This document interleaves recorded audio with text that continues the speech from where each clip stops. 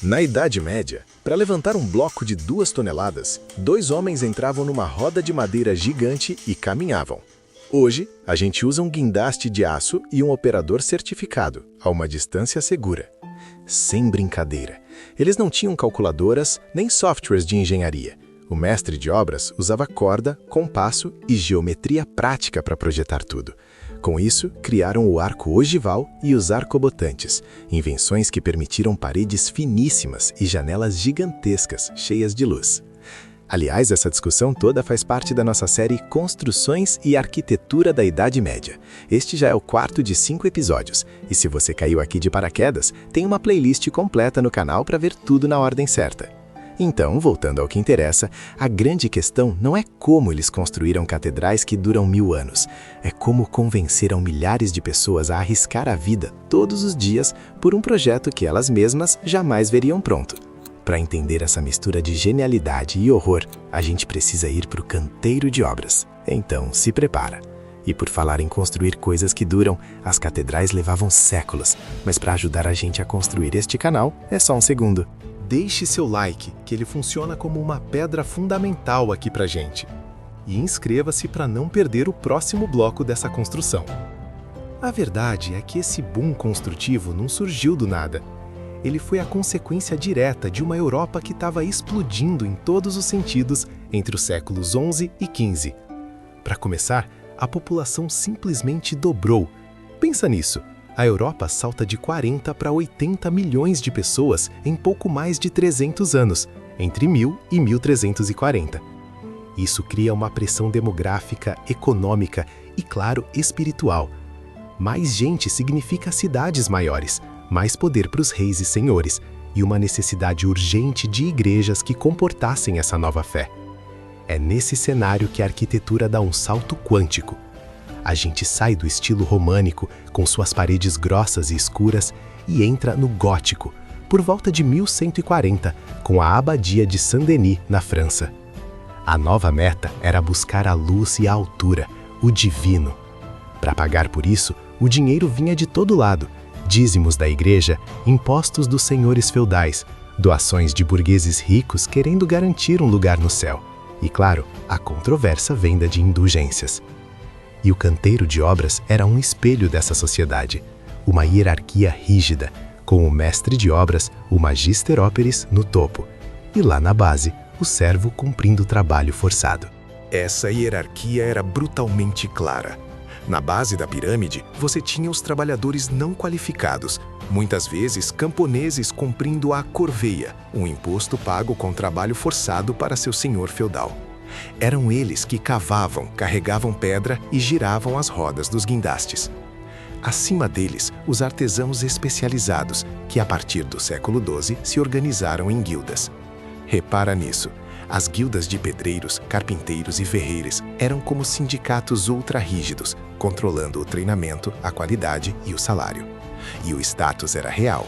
Um pedreiro qualificado em Londres no século XIV ganhava de 4 a 6 pences por dia, um salário bem decente, muito acima de um trabalhador do campo. No topo, o mestre de obras, uma figura lendária. Homens como o Villard de Honnecourt, que deixou um caderno de desenhos por volta de 1230, ou William de Sens, o francês que reconstruiu Canterbury em 1174. A genialidade deles era prática. As plantas eram desenhadas em escala real, 1 para 1, em grandes pisos de gesso no próprio canteiro, usando apenas corda e compasso. E não se engane, a tecnologia deles era simples, mas a aplicação era genial. A base de tudo eram as ferramentas manuais: esquadro, prumo, nível de água, compasso, cinzel e malho. Eram extensões das mãos dos artesãos. Para levantar peso, usavam máquinas simples que multiplicavam a força, polias, guinchos e, a mais importante, o guindaste de roda humana. Mas a verdadeira matemática do mestre de obras era a geometria. Usando cordas esticadas, eles aplicavam regras como ad quadratum, baseada no quadrado, e ad triangulum, baseada no triângulo equilátero, para definir todas as proporções do edifício. Catedrais como a de Estrasburgo são um testamento disso, projetadas com uma harmonia matemática sem uma única equação de cálculo. A precisão que eles atingiam com isso era absurda. Margens de erro mínimas em estruturas que subiam dezenas de metros. Com essa precisão em mãos, o próximo desafio era logístico, conseguir a matéria-prima. A pedra era a alma do projeto e sua logística era um pesadelo. A escolha da pedreira era estratégica. As de Caen, na Normandia, por exemplo, produziam um calcário de altíssima qualidade, tão bom que foi exportado em massa para a Inglaterra depois da conquista normanda de 1066. A Torre de Londres e a Catedral de Canterbury foram feitas com essa pedra. Para tirar os blocos, usavam cunhas de madeira que eram molhadas para expandir e rachar a rocha, além de serras manuais. O transporte era o inferno. Por água era mais fácil, mas por terra, carroças de madeira puxadas por até 12 bois se arrastavam por estradas péssimas. É impressionante. Registros da abadia de Val Royal, na Inglaterra do século XIII, mostram que o frete da pedra frequentemente custava mais caro que a própria pedra. Uma vez que a pedra finalmente chegava ao canteiro, começava a fase mais crítica e perigosa de todas, a fundação. Toda a estabilidade da estrutura dependia do que ninguém via. As valas eram cavadas manualmente e podiam passar dos 10 metros de profundidade, como na Catedral de Salisbury, só para encontrar um solo firme. E o perigo era constante. Desmoronamentos eram comuns, fatais, especialmente em solo ruim ou depois de chuva. A água que infiltrava era outro problema, exigindo bombeamento manual sem parar. Em terrenos ruins, eles inovavam.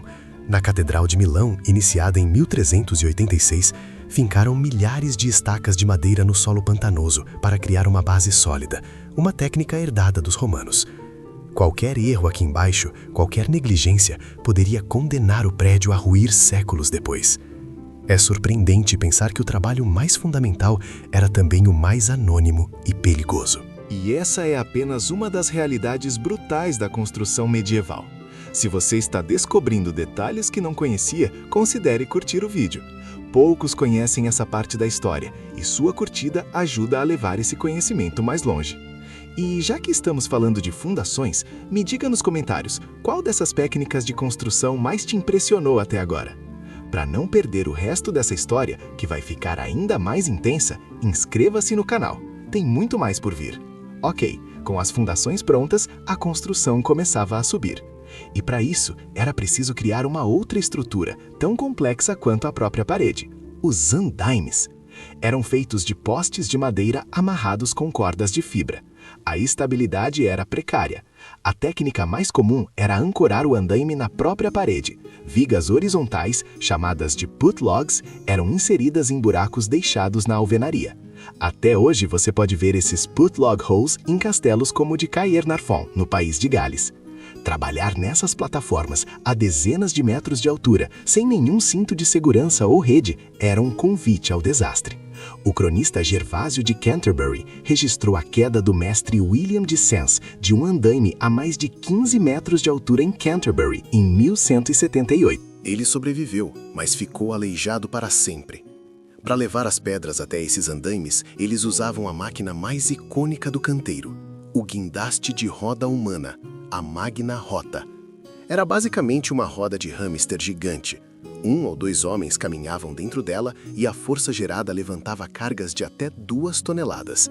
Exemplares que sobreviveram, como o da Catedral de Salisbury, mostram rodas com mais de 4 metros de diâmetro. A vantagem mecânica era enorme, mas o custo humano era altíssimo. O trabalho era exaustivo. Um passo em falso e o operador caía dentro da roda em movimento. Se uma corda arrebentasse, a carga despencava e a roda girava ao contrário, descontrolada, arremessando os homens lá de dentro. É a dualidade perfeita da época. Engenharia genial, movida a risco de vida. E acidentes eram parte da rotina. Segurança do trabalho não existia. Morte e ferimentos graves eram aceitos como parte do ofício. As causas eram óbvias: quedas, esmagamento por pedras, colapso de valas. Não temos estatísticas, mas a arqueologia fala por si. Esqueletos encontrados perto de locais de construção mostram fraturas múltiplas e deformidades na coluna, marcas de uma vida de trabalho pesado. Registros da construção da abadia de Westminster no século XIII mencionam pagamentos feitos a viúvas de trabalhadores mortos no local. Era uma compensação mínima. Além disso, as doenças respiratórias por inalar pó de pedra, a silicose, matavam silenciosamente. O horror da construção medieval estava aí, nessa indiferença total pela vida do trabalhador. Mas essa indiferença era movida por uma força ainda maior, o dinheiro. Projetos que duravam séculos, como a Catedral de Colônia, iniciada em 1248 e só concluída em 1880, exigiam um fluxo de caixa simplesmente massivo e ininterrupto. O financiamento era um mosaico. A igreja entrava com dízimos e a renda de suas vastas propriedades. A nobreza e os reis, como Luís IX da França, financiavam capelas inteiras, como a Sainte-Chapelle, para exibir poder e garantir um lugar no céu. E claro, havia a fonte mais controversa, a venda de indulgências, que basicamente transformava a remissão de pecados em capital para a construção. Para atrair doações, as catedrais exibiam suas relíquias sagradas, atraindo peregrinos que deixavam seu dinheiro. A economia por trás dessas obras era tão inovadora quanto a engenharia.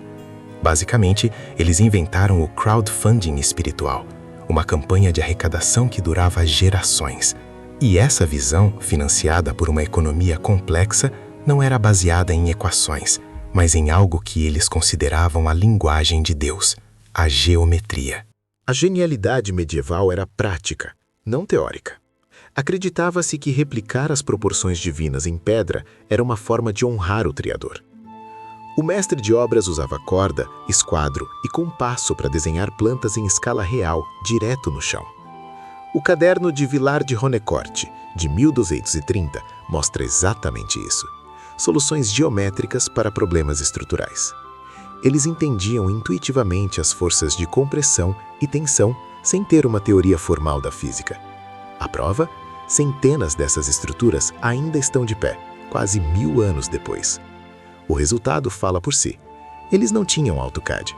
O cérebro do mestre de obras era o software, e a experiência era seu poder de processamento. E o maior problema que essa geometria resolveu foi como construir mais alto e com mais luz. A solução veio de duas inovações que definiram a arquitetura gótica, o arco ogival e o arco botante. O arco ogival, ou apontado, canalizava o peso do teto de forma muito mais vertical, empurrando os pilares para baixo e não para os lados. Isso reduziu drasticamente a pressão que derrubava as paredes. Para lidar com a força que ainda restava, eles criaram o arco botante, um arco externo que transferia esse empuxo para contrafortes pesados, fora do edifício. Essa combinação criou um esqueleto de pedra que suportava todo o peso. O resultado foi revolucionário.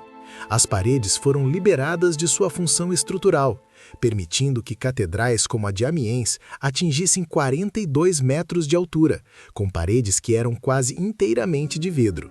É o mesmo princípio de um exoesqueleto moderno, uma estrutura externa que assume toda a carga, permitindo que o interior seja livre e aberto. E com as paredes liberadas da função de carga, elas se tornaram as telas da Idade Média. Se você está descobrindo um lado da história que não conhecia, inscreva-se no canal. A gente mergulha fundo em temas assim toda semana. Os vitrais eram a Bíblia dos iletrados, contando histórias sagradas para uma população que não sabia ler. O processo era uma fusão de arte e química. O vidro era feito aquecendo areia e cinzas de madeira a 1200 graus. A cor vinha de óxidos metálicos, cobalto para o azul, cobre para o vermelho, manganês para o roxo. O vidro era soprado, achatado em folhas e cortado em pedaços. Esses pedaços eram então montados como um quebra-cabeça, unidos por tiras de chumbo. Detalhes como rostos eram pintados com um esmalte, e o painel ia ao forno para fixar a tinta. O efeito final transformava a luz do sol numa experiência mística. Eles basicamente inventaram a tela de alta resolução, usando areia, fogo e metal. Cada janela era um pixel gigante contando uma história. Mas por trás dessas obras de arte existia uma comunidade inteira, com sua própria cultura e rotina. Os canteiros eram cidades temporárias. Os trabalhadores qualificados viviam em lojas, que eram oficinas e alojamentos. Ali dentro, um conhecimento secreto era passado de mestre para aprendiz. A vida era brutal, Jornadas do nascer ao pôr do sol, 6 dias por semana, com uma dieta de pão, queijo e cerveja. Era um ambiente barulhento, perigoso e exclusivamente masculino. No entanto, oferecia algo raríssimo na sociedade feudal: mobilidade social. Um aprendiz talentoso podia se tornar um mestre, ganhando respeito e um bom salário. Essas lojas funcionavam como os escritórios de projeto de hoje. Eram centros de inovação e treinamento, onde os segredos do ofício eram guardados às 7 chaves. Mas esse conhecimento era empírico, testado no limite, e às vezes o limite vencia. A busca gótica por altura e luz era uma aposta de altíssimo risco. O colapso da abóbada da Catedral de Beauvoir em 1284 é o exemplo mais famoso. Projetada para ter 48 metros de altura, seus pilares eram finos demais. O desastre foi espetacular. Outras torres, como a da Catedral de Winchester, também ruíram. Mas cada falha era uma lição brutal de engenharia. Os construtores aprendiam com os erros, reforçando projetos futuros. Esses colapsos não eram apenas falhas, eram o custo da inovação. É exatamente o mesmo processo de falhar para avançar que vemos na engenharia espacial hoje. Cada foguete que explode na plataforma ensina algo vital para o próximo lançamento. Porque a realidade é que não existia uma única construção medieval, mas várias. A experiência mudava drasticamente com a geografia e a classe social. Um pedreiro de uma guilda em Paris tinha status e um bom salário. Um camponês forçado a trabalhar no castelo de um senhor feudal tinha apenas trabalho pesado e risco de vida. Uma catedral real, como a de Reims, usava centenas de homens e materiais de toda a Europa. Uma igreja de vilarejo usava pedra local e a mão de obra da comunidade. Até os estilos mudavam. O gótico francês buscava a altura esquelética, o inglês a decoração complexa. O italiano misturava tudo com a monumentalidade romana. O horror e a genialidade não eram uniformes, mas um espectro de experiências.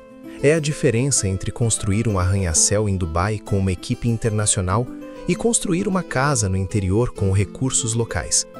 O objetivo pode ser o mesmo, mas a escala, os recursos e a cultura mudam absolutamente tudo. E no final das contas, essa diferença toda se dissolve em um único ponto. Seja numa capela humilde ou numa catedral, a argamassa era a mesma, a vida anônima de quem as erguia.